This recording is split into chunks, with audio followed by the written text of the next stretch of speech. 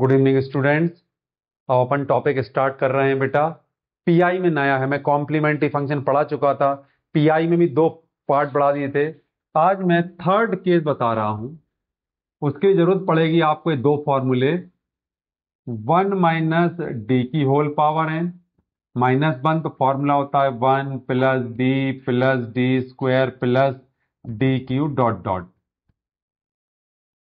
और एक होता है 1 प्लस डी की whole power -1, 1 minus D plus D square minus D cube dot dot. Minus वाले में ऑल नंबर इज पॉजिटिव और पॉजिटिव वाले में ऑल नंबर इज माइनस।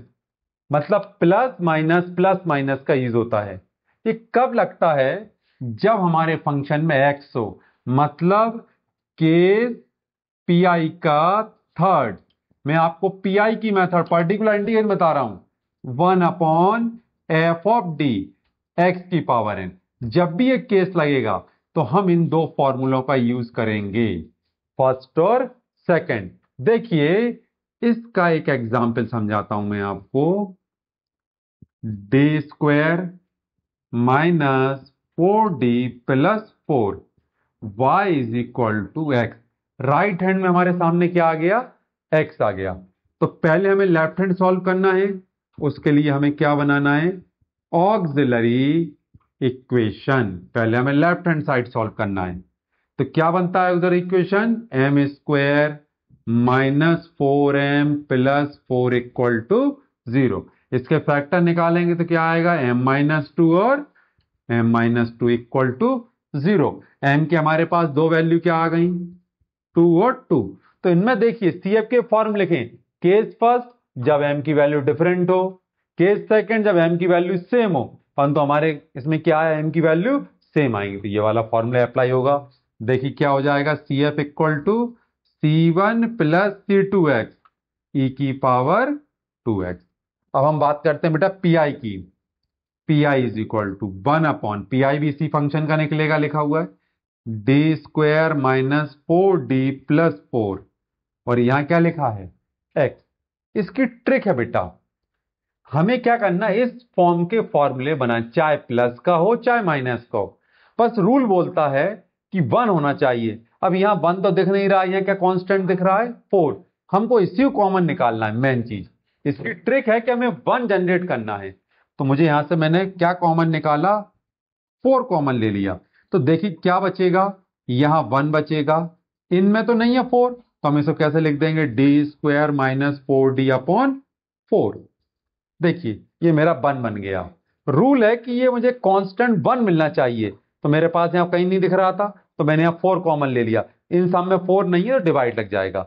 इस टर्म को ऊपर ले जाइए, 1/4 ऊपर जाएगा, कैसा जाएगा? 1 प्लस, इसको ब्रैकेट में रख दिया, d square minus 4d upon 4 whole power क्या हो गई? -1 इंटू एक्स। देखिए इस फॉर्मूले जैसे जनरेट हो गया। ये माइनस में है, ये प्लस में है, तो प्लस का देखिए 1 प्लस को हम पूरे को d मानेंगे, 1 प्लस d। अब इसको हम ओपन करते हैं। अब देखिए इसको मैं ओपन कर रहा हूं आपको, यहां देखिए एक स्टेप। तो क्या फॉर्मूला ओपन होगा उसको देखिए, 1/4 1। हमारे फॉर्मूले में क्या लिखा है? माइनस, ये पूरी पूरी वैल्यू क्या लिखी है? D square minus 4d upon 4 है। फिर क्या आएगा? प्लस डी स्क्वायर मतलब d square minus 4d upon 4 का whole square dot dot dot. ये स्टेप चलती रहेगी और लास्ट में हमें क्या दिया गया है? x। ठीक है, हमने सीरीज ओपन कर दी इस फॉर्मूले से। अब इस x का अंदर मल्टीप्लाई कर रहे हैं, 1/4x माइनस, पूरी लाइन में करिए, d square minus 4d upon 4x plus D square minus 4d upon 4 का whole square into x dot dot. अब मैं आपको समझाता हूं, d का मतलब होता है डिफरेंशिएशन। ये याद रखें, यहां मैं आपको बता रहा हूं, d मतलब x का डिफरेंस क्या होगा? एक बार में 1। कहीं मैं करूं डी स्क्वायर एक्स का 2 बार करूंगा तो क्या हो जाएगा? 0। कहीं मैं इसका 3 टाइम करूंगा तो भी 0। मतलब कहने का है कि सिंगल x दिया है तो एक बार ही डिफरेंशिएशन होगा। कहीं इसकी पावर 2 होती तो 2 टाइम होता।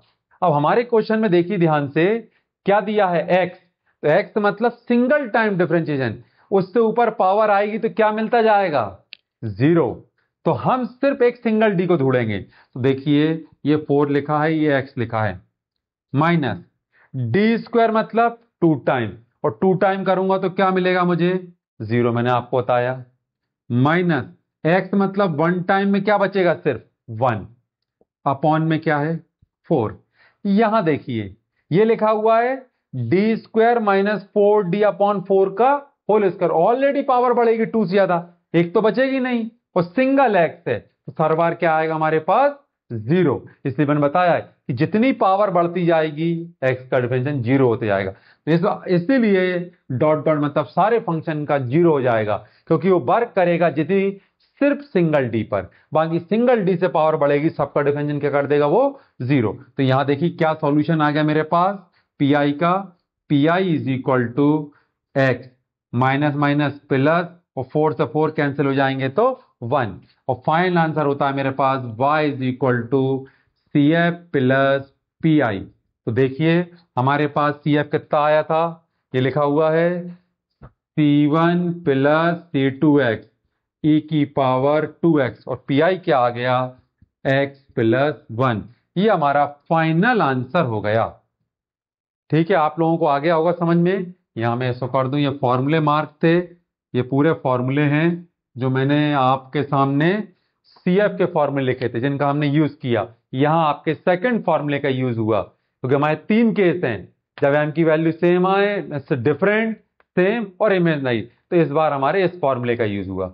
और हमने यहाँ इन 2 फॉर्मूले को लगाया, पी आई के 2 फॉर्मूले हैं, हमें सबसे पहले कांस्टेंट को कॉमन लेना है, याद रखना है, और फिर इसको ऊपर लेके जाना है और इस सीरीज से ओपन कर देना है। ठीक है बेटा।